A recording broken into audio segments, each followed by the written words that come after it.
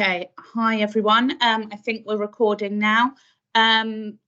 Welcome to our first Industry Insight webinar. Today is focused on TV and film, and I had the pleasure a couple of months ago to attend an Insight Day at Sky Studios that was delivered by Lauren Christy and some of her colleagues, and I thought it would be really good to get Lauren to present in a similar way to our other learners and participants about the wide range of roles that are available in TV and film and how you can get into a job career within that industry. So I'm going to hand over to Lauren. Welcome, Lauren. Thank you for being with us. Over to you. Amazing. Thanks so much for inviting me. Yeah, happy to talk today a little bit about careers in the creative industry, but specifically film and TV. You know, as you may know, and certainly I think it's kind of widely known, often it's an industry that's quite closed. And so lots of people don't know about it. And I think a lot of people sort of still under the proviso that it's sort of who you know and what not, you know, what.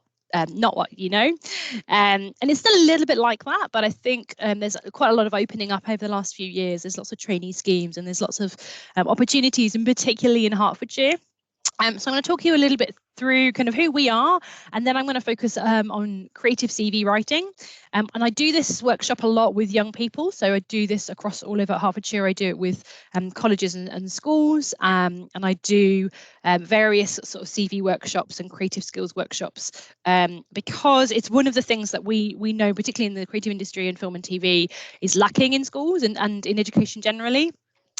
Is that awareness and that understanding of what a CV might look like if you're applying for roles in film and TV, particularly freelance roles. And because of that kind of lack of there's also a lack of information as well and guidance out there specifically about film and TV. So that's part of what I do in my role as talent manager, and I also build programs to help young people as well. So I build programs to make sure that there's those kind of entry-level routes and pathways in, so it's easier to get into film and TV. Okay, so a little bit about who we are. So we're Sky Studios Elstree. This is our site. We were built. Essentially, we finished building last year in October, but the build has been sort of five years before that. And we're built by Sky essentially to house major film and TV shows. So we host multi-million-dollar blockbusters like Wicked. If you've seen, there's a new trailer out this week. That was filmed on our site. They finished filming in January. And we also host TV shows as well for Sky, some of our own content, and then also other films as well, like Paddington 3, for example, was also filmed at our site last year. So we are sort of set up and geared up for that kind of film and TV production. In terms of who we are, you know, Sky Studios is its kind of own sort of in-house commissioning and editorial production company within Sky. So we produce our own content. So comedy and drama tends to be where we sit, but we also work to produce factuals as well, like, you know, documentaries, and that sort of sits elsewhere in the business too. And then we are a sister company to Universal, and Universal creates some of the biggest franchises in the world, so things like the Jurassic World series or Jurassic Park series, so that's actually coming to site this year, Jurassic World 4, and then Wicked, Fast and Furious. So some really major blockbusters come to us, so that's essentially sort of why we set up the studio. We needed space essentially, and this is the studio. So you can sort of see the inside, the interior of the stage there on the bottom right. And so when I talk to young people, I try to get them to understand a little bit more about, you know, what's the site like, what it would actually be like working on a studio, either as a freelancer or, you know, actually in operations or client services or one of the other roles at the studio as well. Okay, so I always sort of start with, like, how confident do you feel about CV writing with young people? Generally, they're pretty good at CV writing. They will have done something at school, or they will have had a careers advisor or careers lead do a CV with them and kind of go through. But there are some kind of differences between what a normal CV looks like and what a creative CV looks like, or what I would kind of expect to see on somebody applying for a role in film and TV.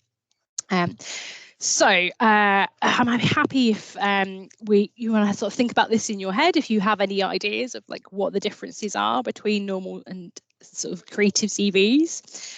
But essentially, here are my kind of top tips. So these are the things I look for with creative and specifically production CVs. So the reasoning why this is kind of different to a normal CV is because the particular skills and attributes that they're looking for in film and TV are generally there are some differences. So for example, things like if you've got a driving license and you can drive, I would always recommend young people to put that at the top of their CV, because certainly for production, if you can drive yourself and get yourself to locations, that's really important. You know, sometimes they pick really obscure locations, and you know, so it's really difficult sometimes to get crew there. So if you can drive, that really helps.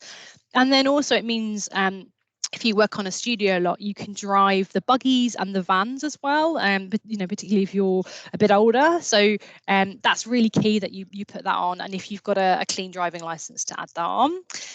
Things like health and safety qualifications, they're really useful. If they've done some, you know, a first aid course, that's really useful. If they've done kind of working at heights or manual handling, they're really useful to put on.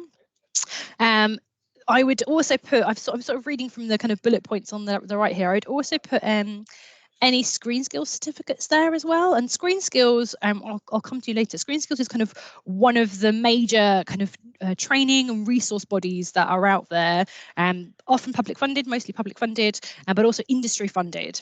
And they support people into film and TV. So there's lots on that website, which I will kind of signpost you to. There's various e-modules on sustainability, accessibility, diversity and inclusion, mental health support within the industry. And I always recommend young people to go and do them because they're free, usually about half an hour. They're digital, they're online, so they're really easy to access. And it means you have a real understanding of what some of the kind of major issues facing the industry. I'm really sorry, there's just our test fire alarm. It's about this time every Tuesday, so good timing. There we go. Okay, so there's some of the things that they should add to their CV, and I would always put those quite high up. And then the other bullet points, so just some other pointers and things to think about. So definitely I would always recommend restructuring CVs so that the skills, bullet points and experience would usually sit above education. And that's just because in the industry, and they tend to value in any experience they've had, even if it's customer service experience, they've had, you know, working with people skills, you know, dealing with difficult situations or complaints or those kinds of things. That's really useful when you're on set and you are, you know, you're dealing with people all the time. So that's really useful. And then skills, you know, making sure that they've picked the skills from the job role that they're specifically looking at. And I'll give you some examples in a bit of what that might look like. So particular skills, like my top 3, I would always make sure problem solving, communication, and teamwork skills are in those bullet points, because you can't make a film or TV show without those 3. You know, you have to be able to work with people, and you have to be able to problem solve. Essentially every day there's a problem on set or there's something happening in the studio. So if young people have got that skill, or if people have got that skill, I think that's really important to make sure that essentially they can put that on their CV. If they have any industry relevant experience, they should put that first. So if they have worked on a student film, or if they've worked at a cinema, or if they've worked on a film festival, anything like that in the backstage of the theatre, anything like that, they would put that first. And then they can include any customer service roles as well underneath. They should definitely use keywords from job descriptions. I mean, that's kind of, you hope that anyone will do that anyway with any CV, but really be specific about the job role that they're looking for. And there are now kind of job descriptions out there. Because they're freelance roles, it's often harder to find those job descriptions, but they do exist. Again, I will point you to Screen Skills for that. There's some really good resources on that website that give you essentially kind of a skills checklist, so they can go through the particular trainee roles or particular roles that they're looking for. And then definitely I would recommend GDPR statements at the bottom. So they just need to include something that literally says GDPR, I'm happy for my CV to be shared for recruitment purposes. It's amazing how many people don't have that yet on their CV, and I always recommend to do that. And often that's because in this industry, that's generally how people get jobs as a freelancer. if you get sent a CV, but you don't have any jobs, but you know one of your friends has got jobs on another production, often you'll be like, oh, I think this person's really good, I know them, but they shouldn't really be sharing that CV without that GDPR statement. So it's just something to think about. And then just include, making sure they don't include sensitive data. A lot of the CVs I get, particularly from younger people, include a date of birth. They might include a picture as well, an image, and generally, particularly for some of the trainee schemes and some of the diversity schemes that are out there, actually we prefer to have kind of blind CV testing. So we'd prefer images to be taken off CVs, and we prefer some of the sensitive data to come off. So just be aware of that. And then try and make it look creative. I've put an example on the right there, and I definitely recommend people to use Canva. There's so many templates and examples of kind of good CVs on Canva, and you don't have to worry too much about the formatting. It does it all for you, and it also gives you an idea of layout and also sort of creative as well. Even if it's just like on that one, you've kind of got a gradient. On the left hand side, even something like that, like a little bit of color, that's fine. It doesn't need to be too much, but just something that's going to grab your eye, and definitely no more than 2 pages. I have seen CVs 4 pages long, yeah, that's too long. Definitely no more than 2 pages. And really I try and say a page. Like if you can't see your page, then yeah, you might need to cut a few bits down. So they're my kind of top tips, some of the things I look for, but there's some other things to think about then. So this is the most common role, and it's certainly the most entry-level role that most people in film and TV will go into, and it's the production assistant or runner role. And these are the job responsibilities. And as I said earlier, this has come from the Screen Skills checklist. So I'm happy to share the slides with you after, and you've got the links there, so you can kind of go and have a little look. And there's various other skills checklists as well. So they've got things, all of the departments. So they've got kind of camera, the art department, which is sort of set and prop making, and they've got the costume department, they've got editing and post-production, they've got sound. They've got all of the departments that you generally people would go into when they've got the trainee role of each one. But this is the most common one. So a production assistant, a production runner. And essentially these guys, they tend to do whatever's needed. And that could be in the production office before the shoot takes place. So that could be printing off call sheets, it could be organising VIP trips, it could be getting lunch, it could be sort of running errands, it could be printing, it could be whatever's needed essentially. Then when you get to set, it might be they're supporting marshals, they might be on set kind of radioing through to the production office, they could be getting errands, they could be, the VIPs ask for a particular thing, they have to go and get that. So again, it's very much ad hoc, and it's really dependent on what's going on the day. But generally they're doing these things. They could be organising and controlling production materials, equipment, supplies. They could be creating progress reports, and they could be liaising with some of the relevant departments in line with the production. They could be liaising with the departments. They're kind of acting as the sort of first point of contact. So this is why I say communication skills are really, really key, and problem solving as well. And then communicating with some production personnel, making sure that information they've got is up to date. And that could be because they are asked to help support filling out the call sheet for the next day, or filling out production reports, and kind of making sure that the communication between the production office, who are essentially the people kind of controlling and managing in the production, and what's happening on set is working really smoothly. Some key skills then that they definitely should put on their CV. So some of those I've already mentioned: communication, teamwork, and problem solving. But if they have some understanding of set etiquette, that's quite a specific set of knowledge really about the roles and responsibilities within a production. What happens, what's the information flow between a department, a DOP, for example, like a director of photography. What's the relationship between the first, second, and third assistant director? And a lot of that information is online, so they can research that before they have any experience on set. And then they can also, be a marshal, be a runner, and they'll learn that as they go. And the more they learn that, the better their experience will be as well, because they'll be able to contribute further. Planning then, any planning and financial skills, definitely put them on there, so that if they have handled any petty cash, for example, or if they were cashing up in a customer service role, anything like that, they can add on to their CV as well. And then some other kind of further attributes that they should think about making sure that they're trying to add this into their CV, or being able to talk about this in a kind of informal interview, for example, or a phone call, is definitely something to think about. So, you know, are they resilient? Are they enthusiastic? Are they keen? Are they, you know, are they flexible? Certainly, there's lots of changes on set. You know, often you can make decisions quite quickly about how to go about things. So they need to be really proactive. Have they got that kind of attitude? Are they going to work hard? You know, are they going to be early? Definitely. They've got to make sure their timekeeping is really good. So that could be another thing to add to their CV. Productivity, certainly there can be some really tight deadlines. So things like working under pressure, you know, if they can demonstrate any of that experience, or if they can add that to their CV, then that's great.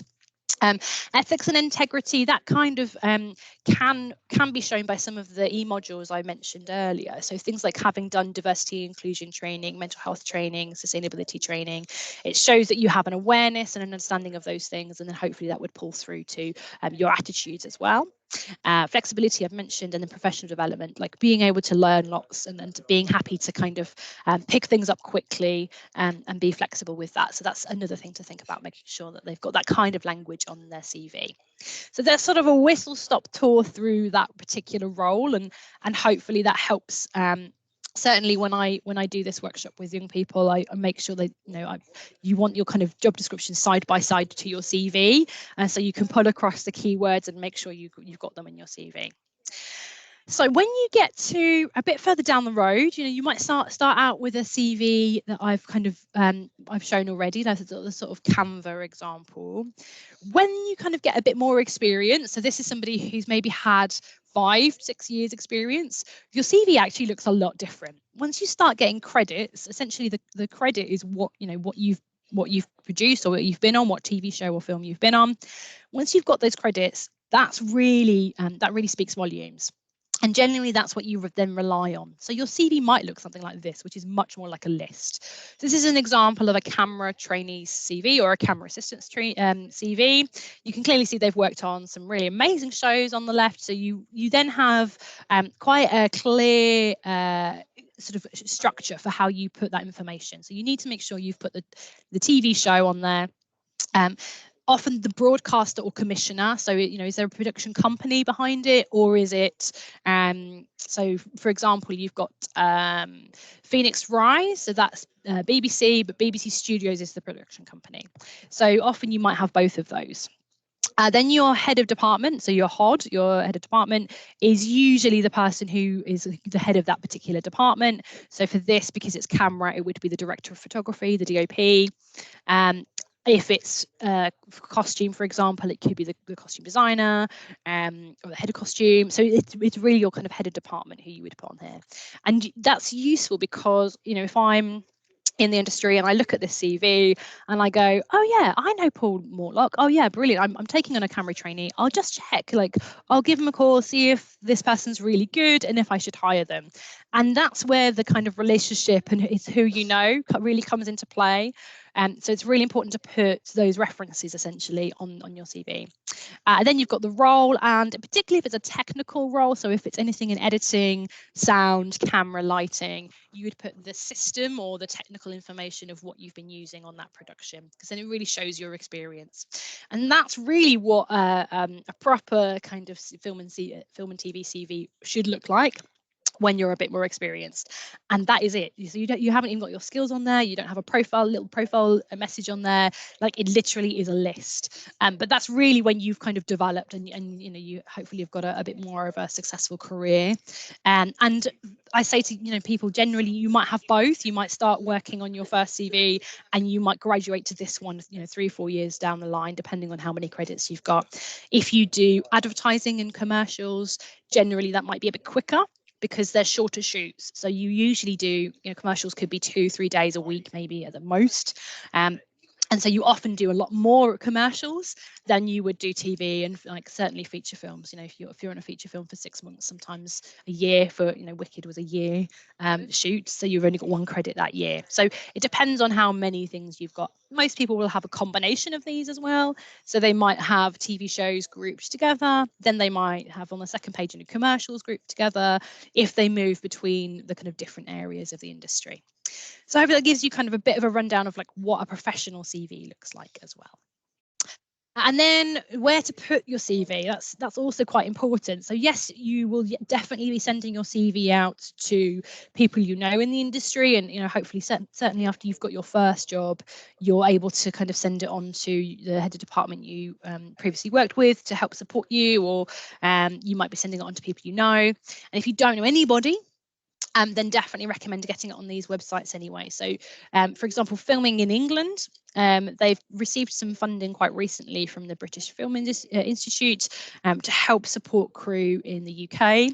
And you can put your CV on there, you can have a little profile on there, and crew can search for you. They can search for locations as well, and that tends to be what they do. They try to find crew as close as they can to where they're filming, and that's partly due to sustainability, because it means that there's less travel involved and their sustainable credentials on that production go up and more positive. But also, if you know a crew member in the locality, that also helps for production, because then it means that you generally know the locations better. If you get asked to go and get a battery from wherever, you know where things are generally, so you're a bit more confident in that area. So yeah, Filming in England is a really good one to have a little look at. Screen Skills, they do have a jobs board. It's not brilliant. I think there's other reasons to use Screen Skills. So definitely the free e-learning modules. You can set up a profile on Screen Skills. Generally, most people in the industry will have done the sort of mandated on production. They will have done certain e-modules as part of their training on each production. So that's really key that gets done. And then certainly my first job in films, it has mixed reviews. It can be really good. Sometimes I've heard some people in the industry saying it's not so good now. So, but definitely have a look. There's some really good resources on there. And then Film London, really recommend anybody who's kind of in this area. They don't have to live in London to sign up to Film London, but they do have an equal access network. So particularly anybody from an underrepresented group could sign up, and they would get support from them. They do a weekly email with all of the roles that come up in the industry in this kind of area, particularly with some of the major studios. And they often partner with some of the major production companies. So for example, when Wicked were on site, Film London and Universal teamed up to create a training program, and we had 36 trainees on site, and Film London did some of the training. So you'll often find out about those kinds of opportunities, certainly entry-level opportunities through Film London. And then also Facebook groups. So Facebook groups and WhatsApp groups are also really key to how people get hired on film and TV. It's not brilliant practice. We know it's not, but unfortunately it is a bit kind of still who you know, and that's where those come into play. So definitely there are some really good Facebook groups out there. And I do have to say to certainly young people who I talk to, I know that they're probably not on Facebook, they're probably on TikTok, but they've got to get into the mindset of like, where would that head of department be from? And generally those heads of department are a bit older, and they may use Facebook groups as part of that recruitment. So it's definitely worth having a look on there. Also, it's really good if you're trying to get an eye in and you want any advice about your CV. A lot of those groups are really supportive, and they have lots of information about entry-level roles, entry-level programs on them. So that's a really good place to start as well. Okay. All right, so how to get work. So let's say we've got your CV then. Some of the things that I talk about with young people is developing their network, because it is still a bit who you know. It is really important to make sure that their network is developing, even if they don't know anybody to start with. It's always really good to think about, do they have any friends of friends? Do they have any cousins? Do they have, are there, if they're at college or school, are there lecturers or teachers? Do they know anybody? Often they will have come out of the industry anyway, so that's really useful. And definitely it's worth drawing up a list of people they already know if they've got that. And then start thinking about who they would like to meet, who would they like to develop a relationship with. And that could be on LinkedIn, it could be it's actually amazing how many of the people in the industry are on LinkedIn. It could be through even just looking through the credits of the film and TV shows that they love, particularly if they're UK-based film and TV shows, and finding, for example, a production coordinator or production manager for a TV show they love, and then just Googling that person. sometimes they'll definitely have an IMDb, so they'll have a Internet Movie Database credit. So that's essentially something that shows the credits of all the crew. So it's really easy to track that person's career through IMDb. And then also on LinkedIn, genuinely, the number of people I've met on LinkedIn who wouldn't have thought were on, in the industry and are on LinkedIn. So that's also really good. And that's a good place to start as well. And you can also sort of, again, through LinkedIn, see, how they've developed their career, what projects they've worked on, that kind of thing. So then it's also about researching other people who you kind of like the work of, I guess. I sort of just mentioned that. And then definitely go to industry events. So things like networking events, film festivals. The British Film Institute do a brilliant film festival for kind of young people. So if you're targeting young people, that's a really good one to start with. Making connections at industry events like so this week, for example, is the Media Production Technology Show, and a lot of students go to that show because there's lots of exhibitors there, there's lots of supply chain there, and it might be a good way to get your eye in and to kind of meet people. So that's kind of a good way to sort of start developing your network, particularly if you don't know anybody at all. So there's again other things that you could do, and definitely recommend LinkedIn. If people aren't very confident on LinkedIn, a spreadsheet or there's various apps you can now use to gain your contacts, and that's another way to kind of just try and keep organized as well, so you can have that list of people, and if you want to reach out to them in the future, what their contacts are, but then sort of when you've done that, so just keep an eye on like how often you've done it, because you don't want to obviously reach out to people too much. You don't want to bug people, so it's getting that balance right. And then how to ask for support. So this is a sort of simple template that I kind of talk people through. I get a lot of emails at the studio asking for work experience or support or advice or questions about the industry and how to get into the industry. And I always think there's a really good way of asking for that. So the first is just to introduce yourself, talk about something you love about the person, the company, or the content. So particularly if you're reaching out to a freelancer who's worked on a TV show, maybe you've researched them on IMDb, for example, and you really love that show. I would definitely recommend talking about that show and being really specific. Don't just saying, I love Stranger Things or whatever. Like being really specific about why, did you like the production design, particularly if you're talking to somebody within the production department, the set and props department. And be specific about the kinds of roles they're interested in, even if they don't know exactly. Like a lot of young people I talk to, they would know they want to work in film and TV, but they don't know what the roles are out there.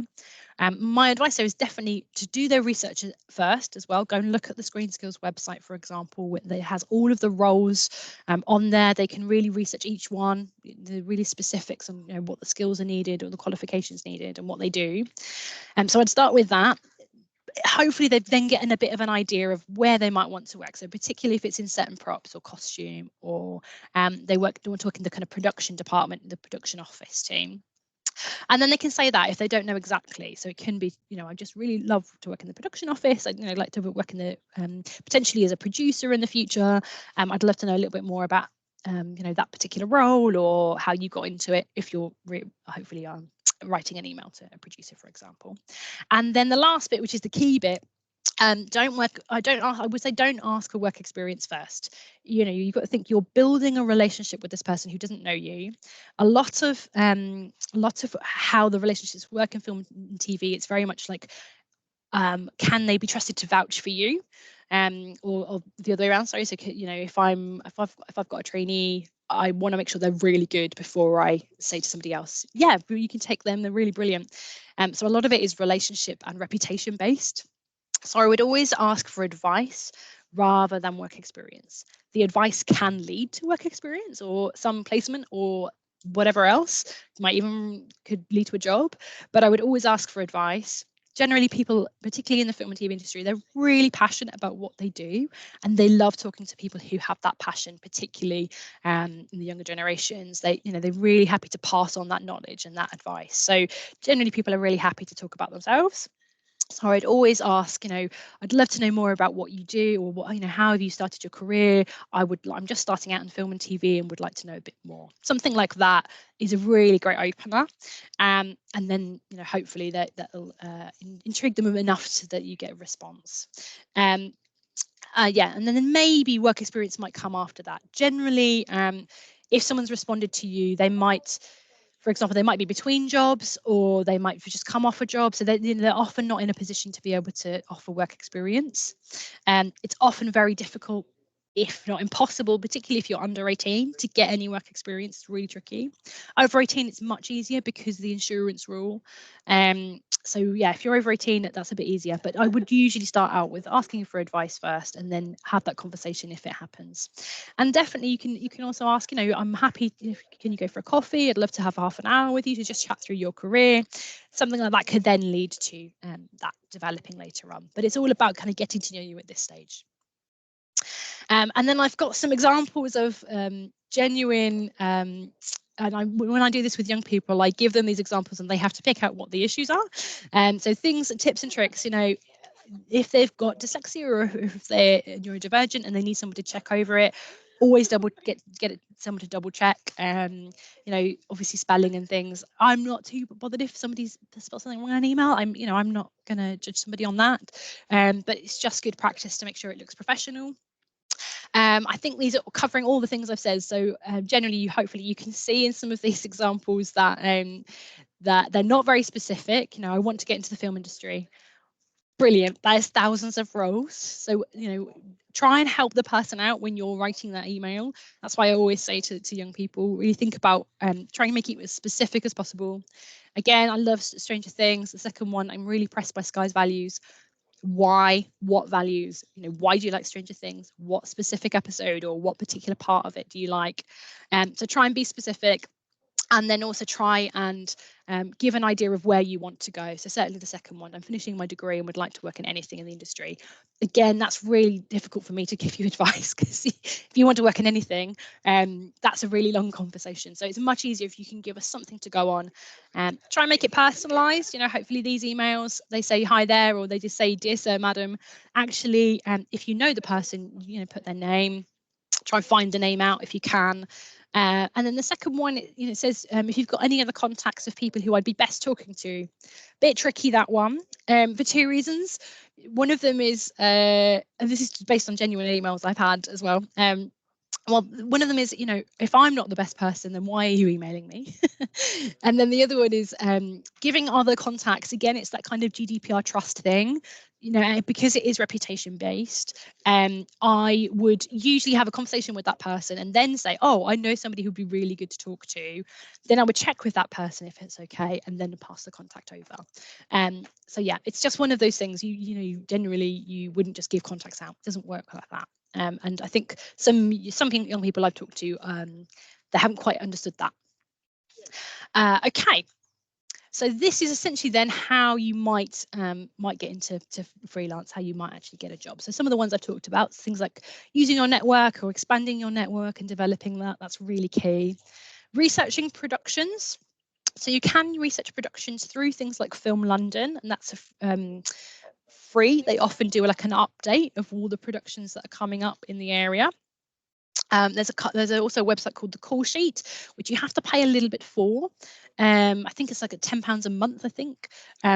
So you might not do that when you're just starting out, but certainly I know people who are kind of looking for work and they can afford that, they might do it for a couple of months just to help them. And they again list all of the productions that are coming up, and generally you want to look for something that's in pre-production. So that's basically when they're planning it. So they haven't crewed up yet, and that's a really key point, because you want to get to productions before they crew up. Searching and applying for jobs, there's still lots of normal avenues that you can use. So things like LinkedIn. Creative Access is really good. There's various kind of other job sites as well. There's one called the Talent Manager that Channel 4 use, for example. And so there's a number of kind of sort of agencies or sort of job sites essentially for film and TV. You could join a database or crew directory.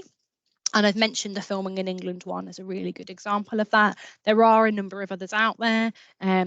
just be aware some of them will pay. They'll ask you to pay. Generally, I don't know. I'm not sure if that's worth it personally, but I'm sure some people have found work out of it. So it can lead on to things. But there are free ones as well, like the Filming in England one. You can create your own projects, particularly if you've got young people or people you're working with who want to do their own filming, or they want to create little things. Everyone's pretty much got a phone that's of decent quality that they could use. So even things like that, just creating their own projects, that's a really good way to develop the skills and understanding and knowledge. And then there's plenty of traineeships and internships in the industry. There are a few apprenticeships, but there's definitely not as many as internships and traineeships. And there's lots definitely that I can point you to have a look out for the young people and the people that you're working with. Here they all are, pretty much. So these won't be all of them, and they all do appear at different times of the year.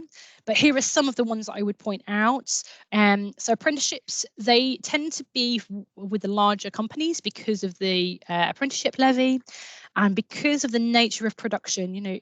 Generally productions won't last the length of an apprenticeship, so it's very difficult to make sure that you get your placement experience within a kind of normal traditional apprenticeship model. So that's why they tend to stick with the main kind of larger companies. So you've got us.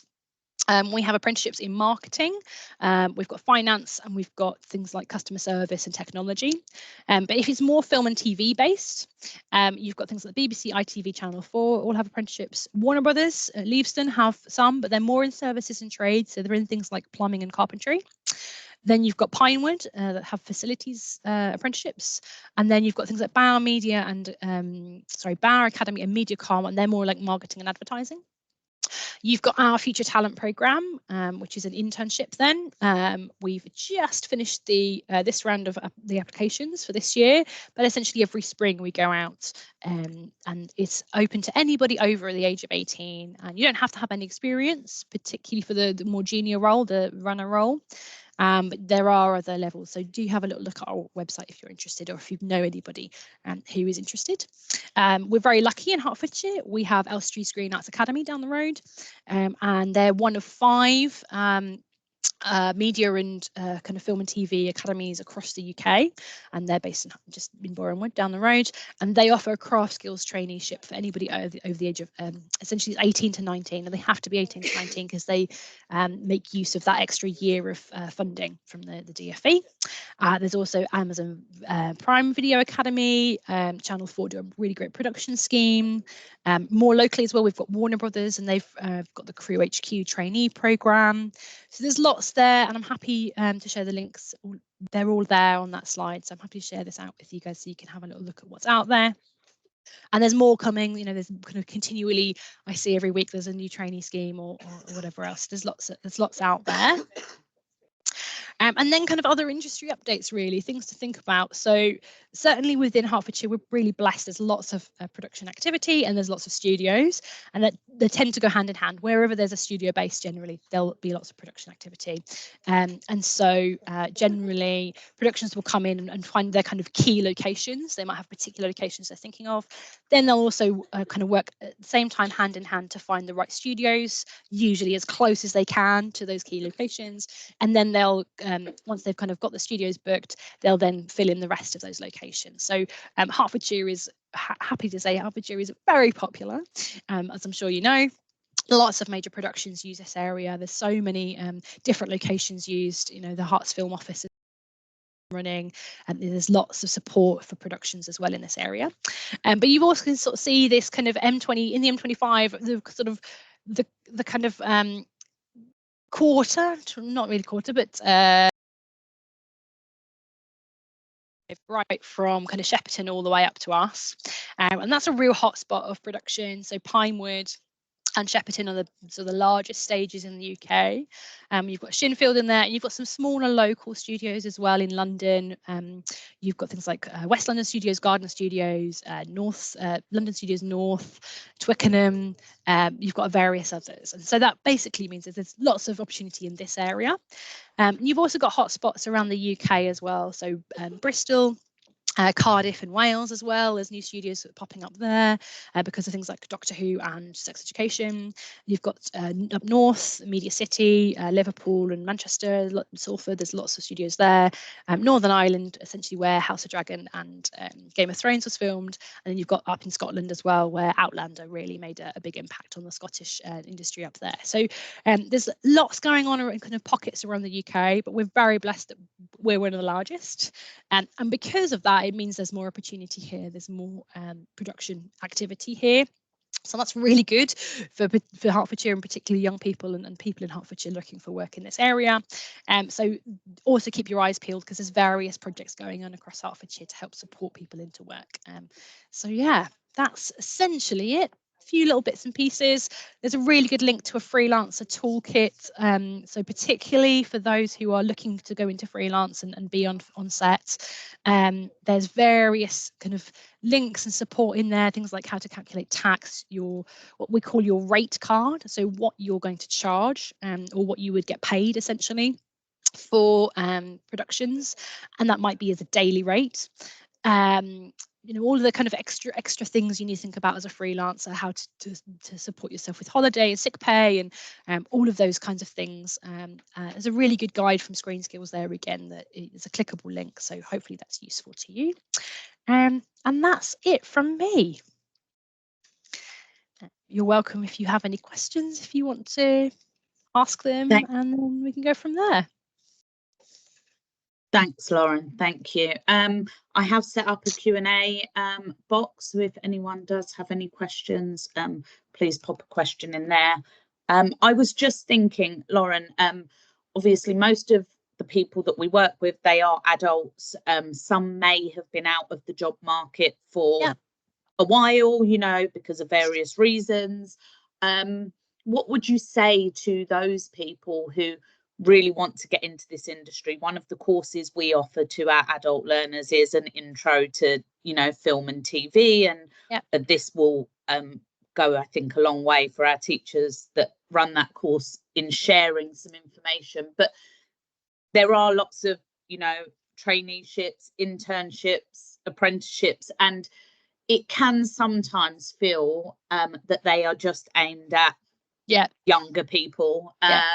So what would you say to kind of people who are maybe more mature, adults, not been kind of in education or working for a while, if they want to get into the industry? Would you say go for those types of opportunities? Absolutely. It's definitely worth having a look at each specific one.